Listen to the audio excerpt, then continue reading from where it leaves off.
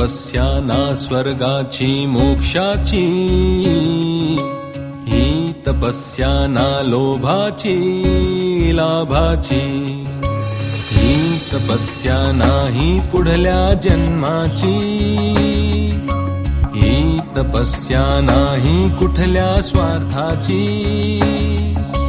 ही तपस्या तरीही केवळ भाग्याची, ही तपस्या तशी श्रमांची कष्टांची, ही तपस्या एकल कोंड्या वाटेची, ही तपस्या नवस्वप्नाच्या रचनेची,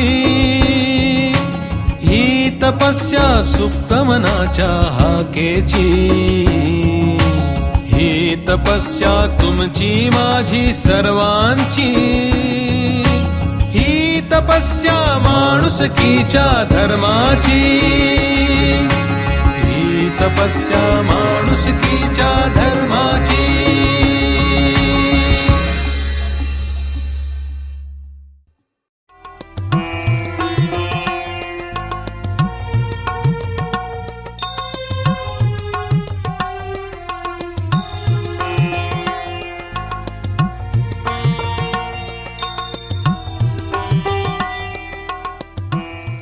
लहानपण देगा देवा, मुंगी साखरेचा रवा. संत तुकारामांनी म्हटल्याप्रमाणे प्रत्येकाला बालपण परत हवं असतं.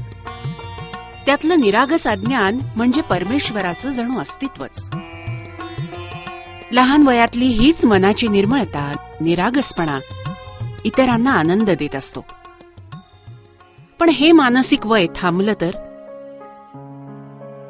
मानसिक वयाने शारीरिक वयाची साथ सोडली तर? याची भीषणता ज्यांच्या बाबतीत हे घडतं त्यांनाच कळू शकते. कौसुभ झाल्यानंतर खूप लहानपणीच माझ्या लक्षात आलं होतं की हे मूल काहीतरी वेगळं आहे. म्हणजे पहिलं एक नॉर्मल मूल मी वाढवलं होतं आणि सुरुवातीला असं वाटलं की हा बहिरा आहे. अनेक तपासण्या झाल्या, डॉक्टरांनी सांगितलं की हा प्रोफाऊंड डेफ आहे. मग मी मूकबधिर मुलांना शिकवण्याचा कोर्स केला. तो कोर्स करतानाच मला जाणवलं की हा बहिरा नाही आहे.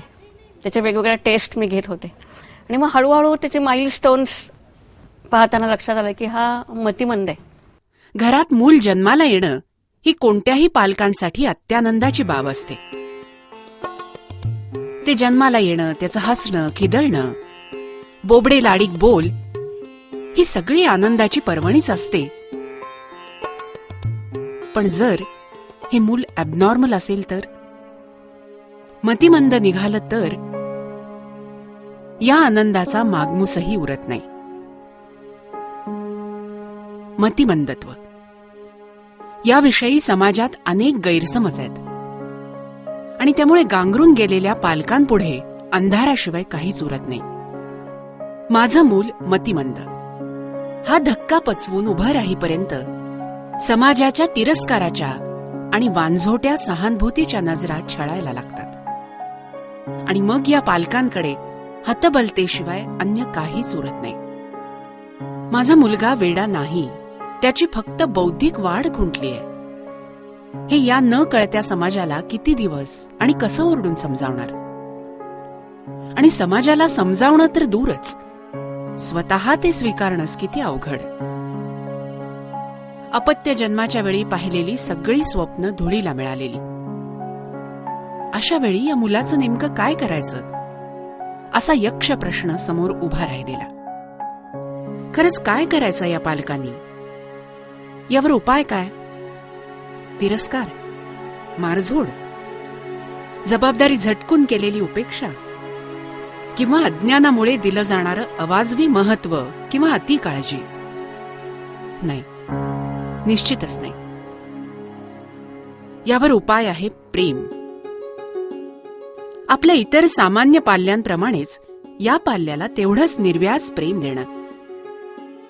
हे सांगायला सोपं आणि वागायला अत्यंत अवघड असलं तरी अशक्य अजिबात नाही. या समस्या डोळसपणे हाताळायला हव्यात हे फार थोड्या माणसांच्या लक्षात येतं. आणि याच माणसांच्या अविरत कष्टांमधून समाजाला अद्वितीय देणगी मिळत असते. अशीच देणगी म्हणजे ठाण्याजवळच्या खोणी गावात असलेलं अमेय पालक संघटनेचं घरकुल. घरकुल मतिमंद व्यक्तींसाठी तहहयात वसतिगृह. या वसतिगृहात वय वर्ष 16 ते वय वर्ष 60 पर्यंत व्यक्ती आहेत. जगण्याची ही अनोखी लढाई नकळतपणे लढत आहेत. या लढाईची सुरुवात झाली ती ठाण्याच्या अस्तित्व शाळेतनं. या शाळेत असणाऱ्या सर्व समधर्मी पालकांनी एकमेकांचं दुःख ओळखलं, पण नेमकं काय करायचं हे नक्की कळत नव्हतं. या शाळेत मुलं येतात. अनेक सोयी सुविधांमुळे या शाळांमधनं अपेक्षित तेवढा परिणाम साधलाही जातो. पण अशा शाळांमधनं केवळ 18 वर्ष वयापर्यंतच अशा मुलांना सांभाळलं जातं. पुढे ही मुलं घरच्यांचीच जबाबदारी असतात. मग 18 वर्षांपुढच्या मतिमंद व्यक्तींचं काय? आपल्या मुलाचं काय? आपल्याला जरी 2 अपत्य असली तरी या विशेष अपत्याचा खोडा दुसऱ्या भावंडाच्या पायात घालणं योग्य नाही. हे विशेष मूल जे आहे ते आयुष्यातील सगळ्या गोष्टीला वंचित झालेलं आहे. ते दुसरं अपत्य जे आहे ते सगळं आयुष्य आपल्या पद्धतीने जगू शकणार आहे, पण त्याला तसं जगण्यासाठी आपल्याला त्याची स्पेस दिली पाहिजे. याचा खोडा त्याच्या पायात घालणं म्हणून योग्य नाहीये. या प्रश्नाला उत्तर काही केलं सापडत नव्हतं. आणि मग खूप पुढचा विचार आम्ही खूप लवकर केला की आपल्यानंतर या मुलाचं काय होणार आहे. तोच विचार डोळ्यासमोर ठेवून आजही आम्ही पालकांचं काउन्सिलिंग करत असतो. म्हणजे थेट प्रश्न मनाला विचारायचा की उद्या सकाळी जर मी झोपेतून उठलेच नाही तर या माझ्या मुलाचं काय होणार आहे. या भीतीवजा प्रश्नातनं पुढचा मार्ग खुला झाला. अस्तित्वमधल्या मेजर काळे यांनी या सगळ्या पालकांसमोर मतिमंद मुलांच्या वसतिगृहाचा एक प्रस्ताव मांडला आणि पालकांनी तातडीने याला संमती दिली. की वसतिगृह उभं करायचं म्हणजे जमीन पाहिजे, म्हणजे इमारत पाहिजे, म्हणजे फर्निचर पाहिजे. दीर्घकाल त्यांना सांभाळण्यासाठी ज्या काही साधन सुविधा सामग्री लागेल आणि त्या पुन्हा सातत्याने लागणार आहेत. मग आता पैसा उभा कसा राहणार? मग आम्ही जे 25-30 पालक एकत्र होतो त्या सगळ्यांनी आम्ही एक रिकरिंग उघडलं. 91 साली पैसे हाती आल्यानंतर आम्ही संस्था रजिस्टर केली. मग जागेचा शोध सुरू केला. एक गोष्ट नक्की होती की 4-5 ब्लॉक एकत्र केले आणि त्या ठिकाणी उभं केलं असं होणार नव्हतं. एक कल्पना स्पष्ट होती की कॉटवर झोपायला मुलं फक्त रात्री जातील, दिवसा त्यांना भरपूर जागा वावरायला असली पाहिजे. मग ही गरज लक्षात घेतल्यानंतर एवढी जागा शहरामध्ये मिळणार नाही हे तर गोष्ट स्पष्ट होती. तेव्हा खूप दूर नको, खूप जवळ नको, हा सगळ्या मर्यादेमध्ये शेवटी आमचे एक मित्र करंदीकर हे या भागामध्ये रोड कन्स्ट्रक्शनच्या उपक्रमामध्ये होते. त्यांच्या निरीक्षणामध्ये हे खोणी गाव होतं. त्यांनी पाहिलं की ही जी जमीन आहे ही शेतीसाठी काही फार उपयुक्त नाही आहे. या उपक्रमासाठी मात्र ही योग्य होईल. व्यवस्थित कायदेशीर व्यवहार पूर्ण करून जमीन विकत घेतली. जागा तर मिळाली, पण इमारत, बांधकाम याला लागणारा पैसा कसा उभा करायचा? पण परिस्थितीशी झुंजायला उभ्या राहिलेल्या या पालकांच्या हिमतीला देवानं मदत केली.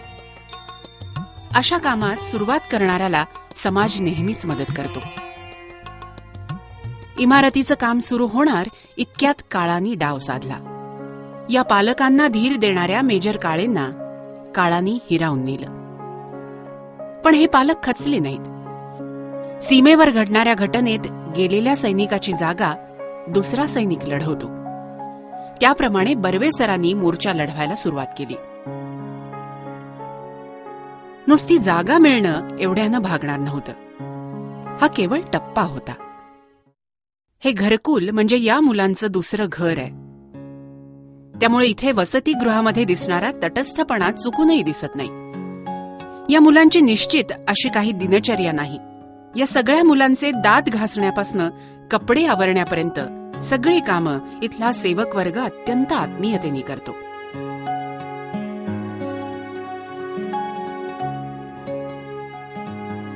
हे काम करणं केवळ पगारापोटी नाही, तर ही मुलं स्वतःची आहेत या मायेपोटी असतं.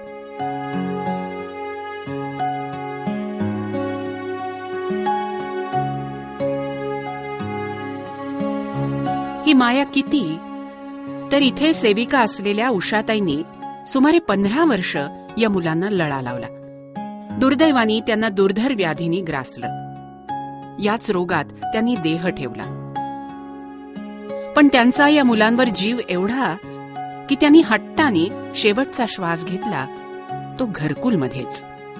आजही घरकुलच्या मुलांना आणि संचालकांना त्यांची आठवण विसरता येत नाही. आज गोडांबे काका या सगळ्या मुलांचे लाड पुरवण्यात रमलेले असतात. सकाळची आन्हिका उरकली की मग यांची शाळा सुरू होते.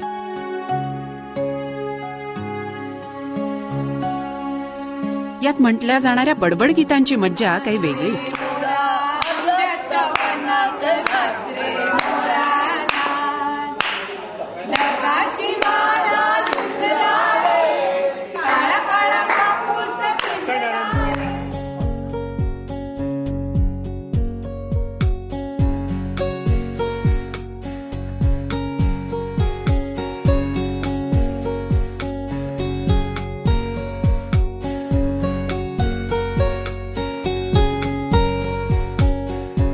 याचबरोबर थोडा अभ्यासही हवाच. त्यासाठी करून दिली जाते अक्षर ओळख.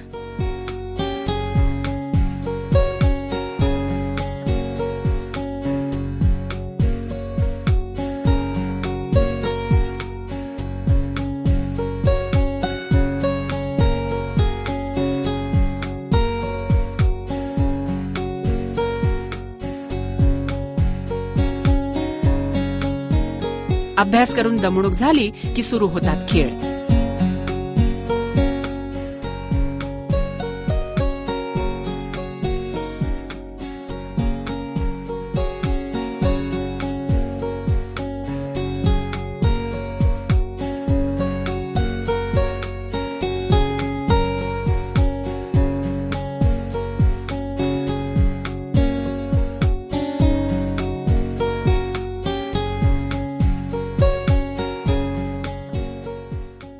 या खेळांबरोबरच त्यांना फुलांच्या पाकळ्या किंवा भाज्यांच्या साहाय्याने चित्र बनवण्यासारखे छंद शिकवले जातात.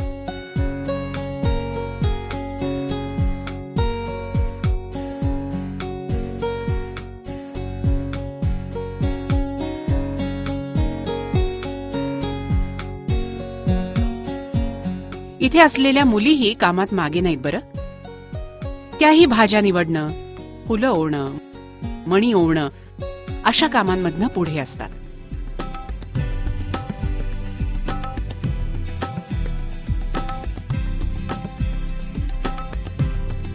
हे सगळं करताना त्यांच्या चेहऱ्यावरचा आनंद आणि तल्लीनता पाहिली की खेळातनं मिळणारं शिक्षण जाणवतं. आणि या शिक्षणातला आनंद टिकवून ठेवण्याचं महत्वाचं काम गोखलेबाई या मुलांइतक्याच ऊर्जा आणि उत्साहाने करत असतात.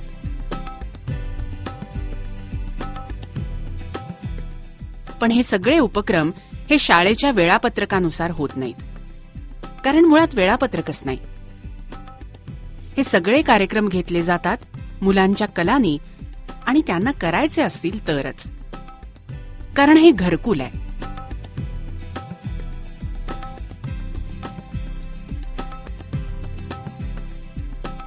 म्हणूनच दुपारच्या वेळचं रुचकर जेवण इथले सेवक आणि पालक मिळून घरच्यासारखा स्वयंपाक करतात.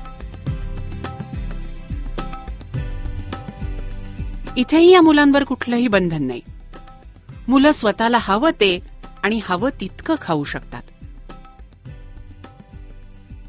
त्यातही पुन्हा प्रत्येकाची वेगळी तऱ्हा.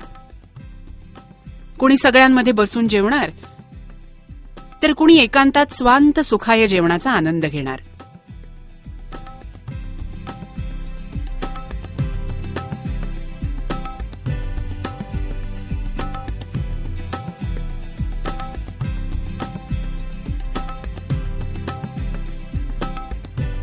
या सगळ्या मुलांमध्ये सगळेजण जन्मतःच मतिमंद नसतात. जसा हा माधव. इयत्ता 9वी नंतर आलेल्या आजारपणाने माधवची बौद्धिक आणि मानसिक वाढ थांबवली. आता माधव शरीराने मोठा दिसला तरी त्याचं वय इयत्ता 9वीतल्या मुला इतकंच. पण या काळ्या ढगाला रुपेरी किनारही आहेच. माधव उत्तम डायरी लिहितो आणि अगदी तारीखवाराच्या तपशिलासकट. यानंतर संध्याकाळच्या वेळात ही मुलं मनसोक्त बागडतात. संगीत खुर्ची, क्रिकेट, ज्याला जो खेळ आवडेल त्याला तो खेळ खेळायची मुभा. त्यामुळे यांच्याही मनस्वीपणाच्या झुल्यांना झुलायला मोकळं आकाश मिळतं. नेहमीच्या या कार्यक्रमांना कृतज्ञता दिवसासारख्या वार्षिक कार्यक्रमांची जोड दिली जाते. यावेळी क्रीडा स्पर्धा, विविध गुणदर्शनासारख्या कार्यक्रमांमधनं यांच्यातले उपेक्षित गुण सगळ्यांसमोर येतात. हा उपक्रम चालू झाला तेव्हा तो केवळ या मुलांचा आणि त्यांच्या पालकांचा होता.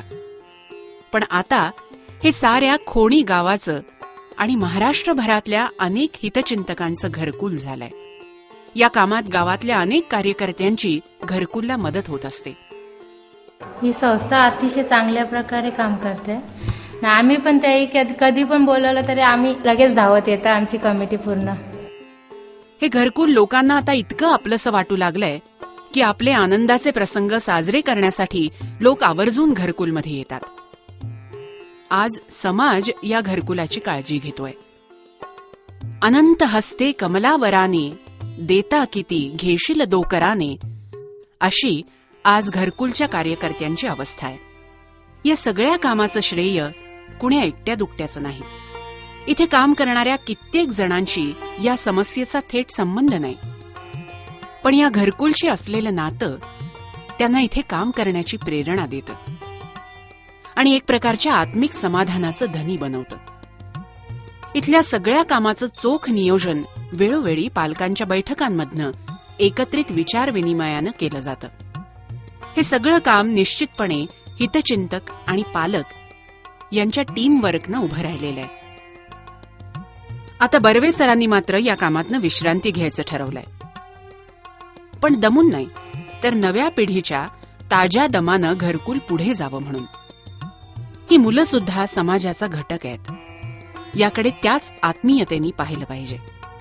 या घरकुलला आता वेगळ्या कशाची अपेक्षा नाही. अपेक्षा आहे फक्त प्रेमाची, जवळ घेण्याची, आपलं म्हणण्याची. ज्यांची बाग फुलून आली त्यांनी 2 फुलं द्यावी. ज्यांची बाग फुलून आली त्यांनी 2 फुलं द्यावी. ज्यांचे सूर जुळून आले त्यांनी 2 गाणी द्यावी. ज्यांच्या अंगणी ढग झुकले त्यांनी ओंजळ पाणी द्यावे. ज्यांच्या अंगणी ढग झुकले त्यांनी ओंजळ पाणी द्यावे. आपले श्रीमंत हृदय त्यांनी रीते करून भरून घ्यावे. आभाळा एवढी ज्यांची उंची त्यांनी थोडे खाली यावे. आभाळा एवढी ज्यांची उंची त्यांनी थोडे खाली यावे. मातीत ज्यांचे जन्म मळले त्यांना खांद्यावरती घ्यावे. त्यांना खांद्यावरती घ्यावे. एका वयापर्यंत मतिमंद मुलांच्या समस्या सहन करणं पालकांना शक्य असतं. पण एका ठराविक वयानंतर या मुलांच्या समस्याही मोठ्या होत जातात, वाढत जातात. आपल्यानंतर आपल्या मुलाचं काय होईल हा प्रत्येक पालकाला सतावणारा प्रश्न. या पालकांची कुचंबणा कशी थांबेल? कुठल्याही मदतीशिवाय या प्रश्नांची योग्य उत्तरं शोधणारी अमेय पालक संघटना आपण आता पाहिलीत. या संस्थेचं कार्य आपण पाहिलं. बर्वे दाम्पत्य आणि त्यांच्या मित्रपरिवारांनी सुरू केलेल्या घरकुलात आपणही भेट देऊ शकता निसंकोचपणे.